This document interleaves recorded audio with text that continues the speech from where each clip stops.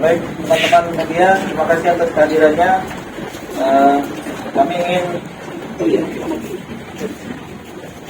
ingin memberi siaran pers terhadap pada hari Senin tanggal 18 September 2023 sekitar pukul 17 WIB tim penyidik Kejaksaan Negeri Kapuas Hulu telah melakukan penahanan terhadap tersangka S dan tersangka IR dalam perkara dugaan tindak pidana korupsi pelaksanaan paket kegiatan benih dan calon indukan ikan arwana pada Dinas Perikanan Kabupaten Kapuas Hulu tahun 2020.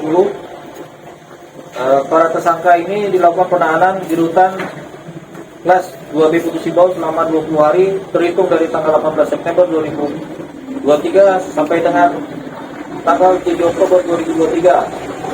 Alasan tim penyidik Kejaksaan melakukan penahanan terhadap para tersangka yaitu yang diduga telah melakukan tindak pidana berdasarkan bukti yang cukup dalam hal adanya keadaan yang menimbulkan kekhawatiran bahwa para tersangka akan melarikan diri, merusak atau menghilangkan barang bukti dan atau mengulangi tindak pidana. Bahwa yang ditetapkan sebagai tersangka dan kemudian dilakukan penahanan yakni pejabat pembuat komitmen atau PPK yang berinisial S dan tim teknis kegiatan yang berinisial IR. Bahwa tersangka S dan tersangka IR telah melakukan perbuatan melawan hukum yang antara lain dengan turut serta dalam kegiatan pemasangan chip dan menarik keuntungan dari pemasangan chip dan menyebabkan sejumlah ikan arwana mati. Tersangka S dan tersangka IR melaksanakan pengadaan barang dan jasa yang tidak sesuai dengan petunjuk teknis dan beberapa perbuatan melawan hukum lainnya yang kemudian menyebabkan kerugian negara kurang lebih 350 juta yang sedang tim penyidik kami dalami nilai tersebut. Bahwa seperti yang diketahui pada tahun 2020 Dinas Perikanan Kabupaten Kapuas Hulu melakukan kegiatan pengadaan benih ikan arwana dengan pagu anggaran sebesar 1.105.975 rupiah yang dipecah beberapa paket pengadaan.